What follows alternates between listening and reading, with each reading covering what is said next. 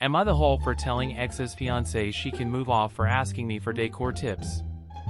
My 42 female and my ex 47 male divorced 1 year ago. Shortly thereafter, his girlfriend, aka affair partner, moved into the home we previously shared. I told him to keep whatever because I went to live abroad and basically just wanted out. I wasn't even mad at him for cheating. It was a dead marriage, and his affair being exposed became the catalyst for our divorce. So we got divorced and she moved in. We hadn't talked after because there was nothing left to discuss post-divorce. Then a week ago I get a message from her. It was really upbeat and I like the style of the house so much. Where did you get this fixture and this pieces of furniture? I sat with it for a day and finally decided to message her that since she had it all figured out, she could figure it out. She asked what I meant and I told her she obviously had everything my ex could ever want and I was the one he didn't want, so she shouldn't try to imitate me. He clearly had a taste for something different. She messaged me back saying she was trying to pay me a compliment. Then my ex texted me saying we were amicable before and he didn't understand why I was causing an issue now. He's right that we were both over our marriage, but I felt like her trying to take over where I left off aesthetically was too much. My friends and family are divided. Am I the hole? Am I the hole for telling my friend that she isn't traumatized from somebody else's proposal? I, 20 female, have had 3 close friends in college, Grace 21 female, Matt, 21 male, and Laura, 21 female. Laura really likes using mental health terminology. She explores a lot of labels from those therapist influencers online. She was told that she has an anxiety disorder and depression, but that's the only diagnosis she's been given so far. Recently she's been exploring autism and ADHD. Matt wanted to propose to Grace. They'd been dating for a while. He's been planning the proposal for a couple of weeks, and while the proposal was very intimate between the two of them, I was very involved in scheduling the after-proposal event at a restaurant.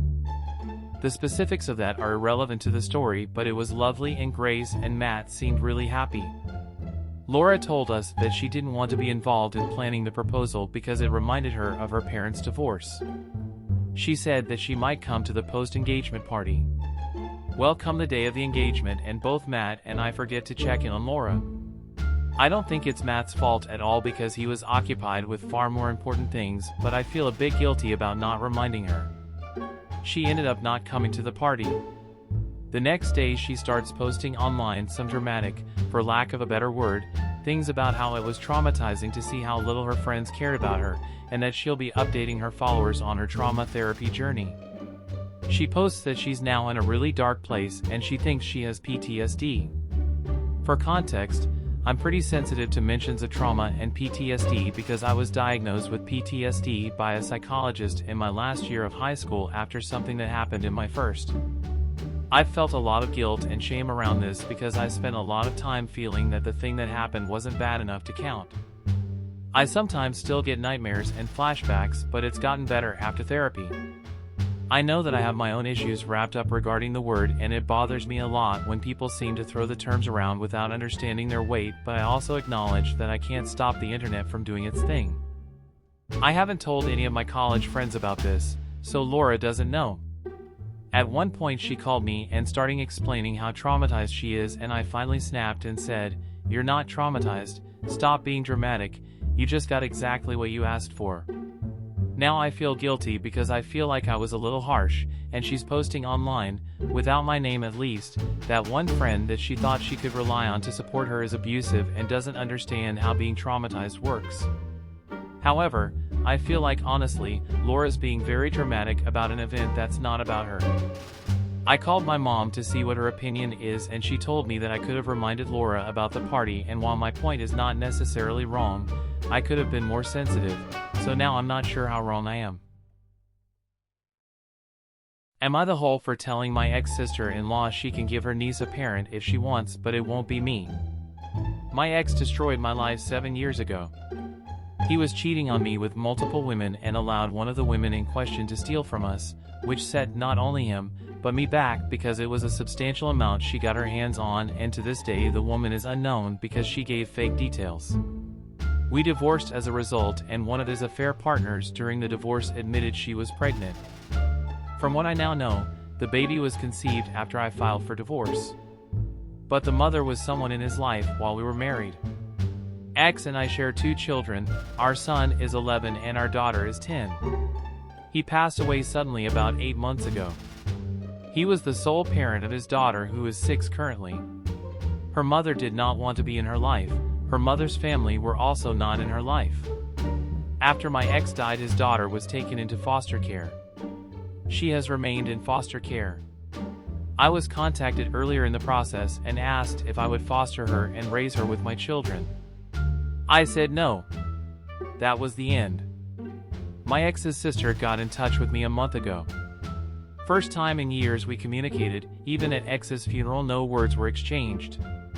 And we have bad blood. She expected me to stay with her brother for our children, despite knowing he was sleeping around. I didn't like that. She felt like I ruined my ex's life by leaving. She told me as much. He gave me an STI that I didn't know I had until I went to get checked after finding out about his affairs. Ex's sister told me her niece deserved a parent, deserved a family, and I should keep her with her siblings, and she told me to cut the half BS. That she knows the reason my kids called her a half-sibling is because of me. And I can undo all the bad I did and make things work for all 3 kids to have a happy home. She repeated over and over again that she felt her niece deserved this and how she's on foster family 5 already and no family have come forward to take her. I ignored her and ended the call without saying anything. But she didn't give up and called me again a week ago from a new number. I blocked her old one, and she was repeating the same crap. I told her she can give her niece a parent if she wants, but it won't ever be me. I told her she should want better for her niece than someone who could never love her or want her. This caused a hysterical reaction. But she told me I'm a heartless bayek who feels okay separating siblings. Am I the whole?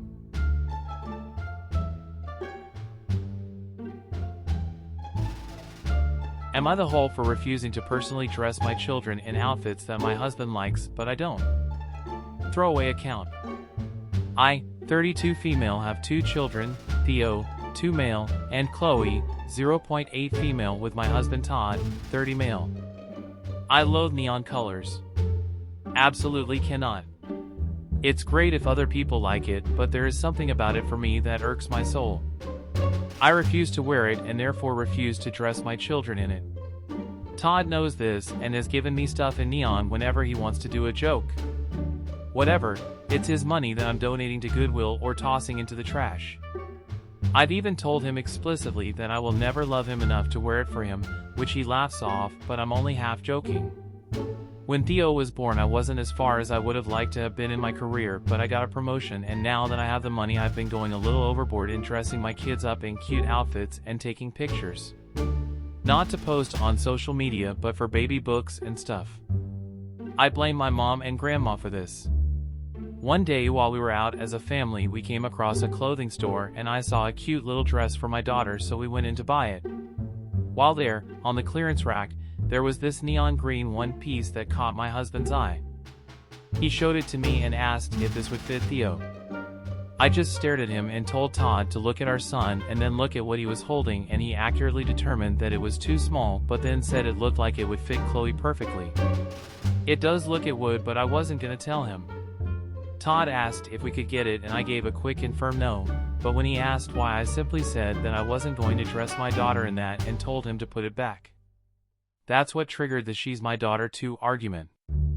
I just walked away, paid for the clothes I wanted, and went to the car. My husband met us there and he bought the damn thing. I sighed and decided to relent, and Todd felt victorious. Fast forward to next week and we're getting ready to go to a family outing. As I'm getting ready, Todd tells me that he would like Chloe to wear the neon green outfit, and I told him okay. About an hour later we're at the door and I ask him where's Chloe, and Todd looks at me confused. Since Todd told me he wanted her to wear the outfit, I assumed he'd be the one to dress her in it, but then he reminded me that I was the one who usually dressed the kids. I looked at him and told Todd that if I have to go back and get Chloe ready, I wasn't going to her in that outfit, and that he would also have to wash it to make sure it would never go missing. Todd got upset and told me that I was undermining his rights as a father. I told him that he clearly didn't care if our daughter wore that outfit because he was unwilling to dress her himself. This led to an argument and we didn't go out. Since it wasn't my side of the family, I wasn't too angry, but it's been a few days and Todd's still upset. Am I the whole? ETA. I was away, but now that I'm back and keep seeing the same questions/comments, I'll add some more info. At the store, Todd wanted me to pay for the neon outfit, not us, just me. In the 2 years that we have been parents, Todd has only dressed Theo 5 times. Never dresses Chloe. Todd doesn't like neon, doesn't own anything neon. Wouldn't stop him if he tried. If my kids grow up to like neon, they can wear neon, but they're gonna start doing their own laundry. I do the laundry for the kids, myself, and sometimes Todd. Todd never does anyone else's laundry.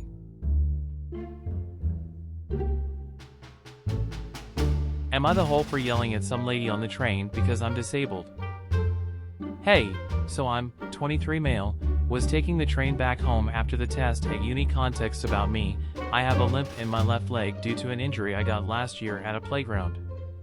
Context to the injury: was running after my little brother when came to visit my family. He climbed onto some tall playground device, and when I tried to chase him I tripped and fell right to my left leg, about 70 centimeters fall, and my leg, taking all of my 87 kilograms weights, led to breaking it in the wrong way, to the point even after surgery and constant training to strengthen my leg, I can't stand for more than 10 minutes without a standing cane unless I want to start feeling pain in my left leg. So the train was pretty full, but I found a chair to sit at. About 12 minutes later, some old lady, looked somewhere about 50 to 60 years old, got next to me and asked if I could give her my seat. I said sorry, but couldn't, and when I said that, she started yelling about how entitled young healthy people like me can't help an old lady like her. Some people started to look at me weirdly, and I decided to channel the same energy as her and yelled back about the fact I'm disabled and can't stand for an hour plus till my stop, and even showed my walking cane to show I'm not faking it. By the way, the cane was hiding behind my backpack so people couldn't see it. Long story short, she looked annoying, but people started to look at her weirdly now, and she left to the next cabin. I was feeling good about myself, but the old man sitting next to me said I could have been nicer about it, and he was right. I didn't need to go her level, but some part of me is glad I did it to hope I taught her some lesson, or at least hope so. So Reddit, am I the whole for yelling at an old lady because she was annoying me and made me look like a bad person? Edit, spelling. Also sorry about calling in 50 plus old, didn't know it, not consider an old age. Just listening to my father talking about how his 50th birthday is coming up and how old he is going to be made me think you're consider old at 50 and above.